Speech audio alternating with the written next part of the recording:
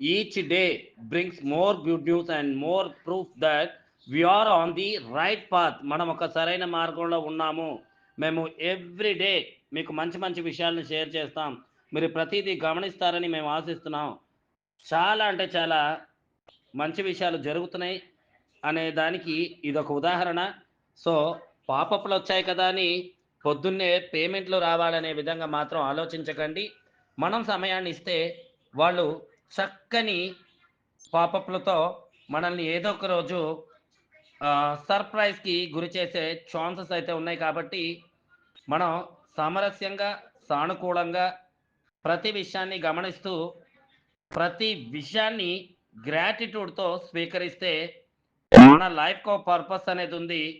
So ఆ purpose కంటే mister ash ముఫారే గారికి ఒక పర్పస్ ఉంది.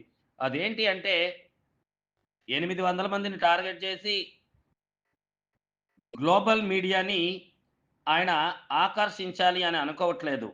800 మందిని టార్గెట్ చేసి ఎక్కడైతే ఈ కుళ్ళు కుతంత్రాల ఐటీ సంస్థలు ఉన్నాయో వీటిలో జరుగుతున్నటువంటి అనేక కరప్షన్స్ని కరెక్షన్ చేసుకుంటూ అప్లిఫ్టింగ్ హ్యుమానిటీని ప్రపంచవ్యాప్తంగా పెంపొందించాలి. ఐటీలో ఉన్నటువంటి ఆదాయ వనరులు ఒకరి దగ్గర ఇద్దరి దగ్గర ఉండిపోయేవి కాదు. ఇది ప్రపంచవ్యాప్తంగా అందరికీ చేరుకోవాలి, అందరూ బాగుండాలి అని ఆయన ఆలోచనతో వచ్చినటువంటి ఒక కంపెనీనే అన్పాస్. కాబట్టి మనం అయితే ఆనందంగా ఎదురు చూద్దాం. సో నేను ఈ పాపప్ని ఏంట్రా ఇస్తా. సో ఇదండి అక్కడ మ్యాటర్ అయితే చాలా మంచిది. అంటే చదువుతున్న కొద్దీ మనకి సింపుల్గానే ఉంటుంది, బట్ వాళ్ళ ఇంటెన్షన్ ఎలాంటిది అనేది అర్థం కాదు. కాబట్టి ఇక్కడ మీరు గమనించినట్లయితే ఇండియన్ కరెన్సీ ప్రకారమే వాళ్ళు క్యాలిక్యులేట్ చేశారు. నేను క్లారిటీ ఇస్తాను, నేను ఎందుకు ఆ పదాన్ని యూజ్ చేశానో కూడా చెప్తా. అంతేగాని నేను కళలో కోటల్ని కట్టమని అప్పులు చేయమని ఇలాంటి సొల్లు మాటలు నేను చెప్పను. ఇక్కడ క్లారిటీ మీకు ఇస్తాను చూడండి. భారతదేశంలో తెలుగు రాష్ట్రాలతో కంపేర్ చేసుకుంటే నార్త్ ఇండియాలో కూడా ఎక్కువ మంది ఫౌండర్స్ని కలిగి ఉంది.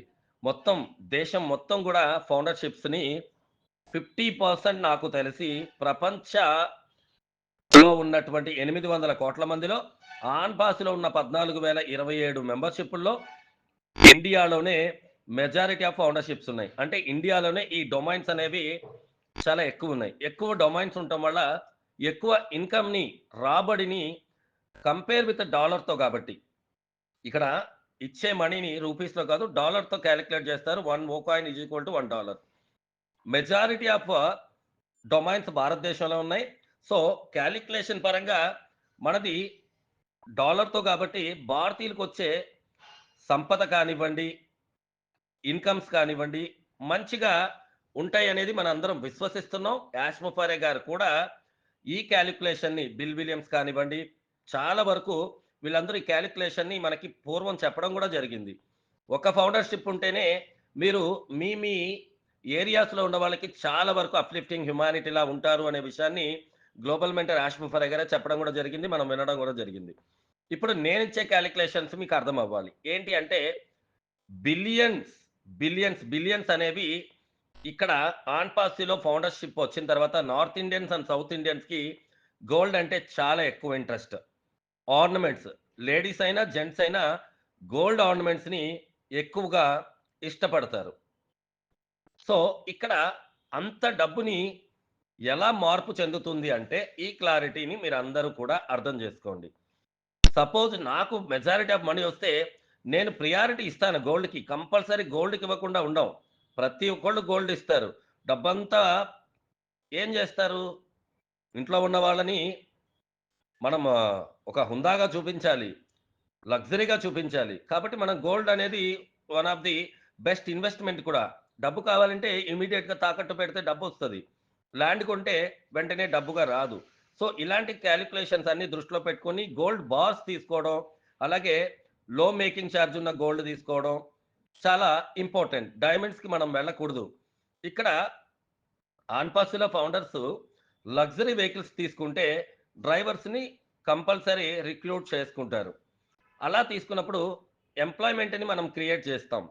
మనం ఇక్కడ వెల్నెస్ని క్రియేట్ చేస్తాం, హిల్నెస్ని మనం కంట్రోల్ చేస్తాం. చాలా వరకు ఎంప్లాయ్‌మెంట్‌ని క్రియేట్ చేస్తాం. వృద్ధి రేటు పెరుగుతుంది. ఎప్పుడైతే డబ్బొస్తుందో, ఆ డబ్బు వృద్ధి పరంగా ఉపయోగపడుతుంది. మరో రకం ఏంటి అంటే, ఇక్కడున్న వాళ్ళందరూ కూడా majority of lower middle class people ఆన్‌పాసిలో ఫౌండర్‌లుగా ఉన్నారు. వీళ్ళెవరికీ కూడా ఎంటర్‌ప్రెన్యూర్ మైండ్ సెట్ ఉండదు. సో, మార్కెట్ ఎప్పుడు కూడా ఎప్పుడు బావుంటుందంటే, లేబర్ దగ్గర డబ్బుంటేనే మార్కెట్ బావుంటుంది. ఎందుకంటే మీరు బాగా చూడండి, రోజంతా కష్టపడి ఒక రూ. 1000 సంపాదించే టాపీ పని చేసేవాళ్ళు, ఈ దినసరి కూలీలు, ఆటో నడిపేవాళ్ళు ఇలాంటి వాళ్ళంతా ఆ డబ్బుని ఇన్వెస్ట్‌మెంట్ చేయరు. జల్సాలు జేస్తారు. బికాజ్ వాళ్ళకి ప్లానింగ్ ఉండదు. సరదాలు ఎక్కువుంటాయి. మందు తాగుతారు. ఒక కిలో మటన్ పట్టుకెళ్తారు. పిల్లలతో ఏ రోజుకి ఆ రోజు కష్టపడతారు. ఏ రోజుకి ఆ రోజు తింటారు, తగలెట్టేస్తారు. సో, ఇక్కడ మనీ రొటేషన్ అనేది మిడిల్ క్లాస్ పీపుల్ దగ్గరే జరుగుద్ది. 80% ఉన్నవాళ్ళు lower middle and middle, poor people ఉన్నారు. వీళ్ళ దగ్గర డబ్బు ఆగదు, నిలవదు. ఖర్చు పెట్టడం తప్ప ఇన్వెస్ట్‌మెంట్ చేయడం తెలీదు.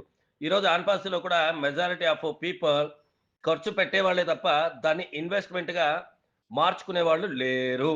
ఎంటర్‌ప్రెన్యూర్ మైండ్ సెట్ లేదు. కాబట్టి వీళ్ళు ఖర్చు అనంగానే వీళ్ళు ఇన్వెస్ట్‌మెంట్‌ని ఎలా మార్చుకుంటారంటే ల్యాండ్స్ కొంటారు. కార్లు కొనుక్కుంటారు. గోల్డ్ కొనుక్కుంటారు. సో, ఈ రకంగా చూసుకున్నప్పుడైతే ఎక్కువగా మెజారిటీ ఆఫ్ పీపుల్ గోల్డ్ అనేది ఒక బెస్ట్ ఇన్వెస్ట్‌మెంట్‌గా గోల్డ్‌లో ఇన్వెస్ట్‌మెంట్ చేయరు. గోల్డ్ ఆర్నమెంట్ తీసుకుంటారు. సో, గోల్డ్ ఆర్నమెంట్ అనేది పర్చేస్ పెరుగుతుంది. మనలో చాలామంది ఎంప్లాయ్‌మెంట్‌ని క్రియేట్ చేసి మంచి ఎంప్లాయ్‌మెంట్‌ని సృష్టించినప్పుడు వాళ్ళకి మంచి సాలరీలిస్తే ఆ వచ్చే ఎంప్లాయీస్ కూడా ఏం జేస్తారు? ఇన్వెస్ట్‌మెంట్ వైపు వెళ్లరు. వాళ్ళు కూడా ఇంట్లో ఉన్న వాళ్ళకి చిన్నా చితక గోల్డ్ కొంటారు. సో, ఎప్పుడైతే మనీ జనరేషన్ అనేది మనీ రొటేషన్‌గా మారుతుందో, మనీ రొటేషన్ అనేది గోల్డ్ ఇన్వెస్ట్‌మెంట్‌గా మారుతుంది. మీరు ఇది బాగా చాలా డీప్ అనాలిసిస్ అండి ఇది. ప్రపంచంలో అత్యధిక బంగారు నిల్వలున్న దేశంలో మనం ఎక్కడో ఉన్నాం. ఎక్కువగా బంగారు నిల్వలు ఎక్కడున్నాయంటే, ప్రభుత్వ పరంగా చూసుకుంటే అమెరికాలో 8,000 టన్నుల బంగారు నిల్వలున్నాయి. మన దగ్గర 800 టన్నుల బంగారు నిల్వలున్నాయి. సో, గవర్నమెంట్ పరంగా చూసుకుంటే. సో, ఇలా ప్రతీది కూడా మనకి చాలా ఇంపార్టెంట్ అండి. ఏది మాట్లాడినా మనం అర్థం చేసుకోవాలి. చాలా డీప్‌గా అర్థం చేసుకుంటేనే ఈ విషయాలన్నీ తెలుస్తాయి. సో, మాక్సిమం 100 మందిలో బంగారం కొనేవాళ్ళే ఉంటారు గానీ, బంగారంలో ఇన్వెస్ట్‌మెంట్ చేసేవాళ్ళు ఉండరు. ఆటోమేటిక్‌గా బంగారం అనేది పెరుగుతుంది.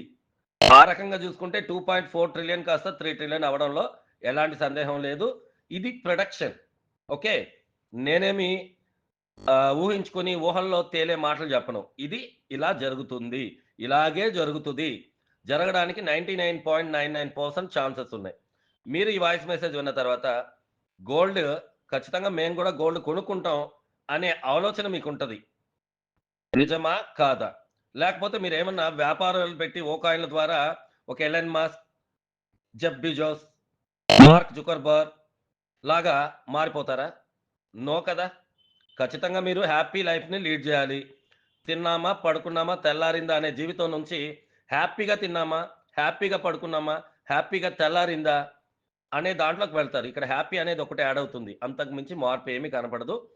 99% పీపుల్ దగ్గర.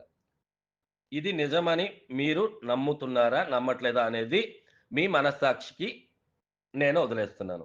బట్ ఇది majority of people thought gold and land.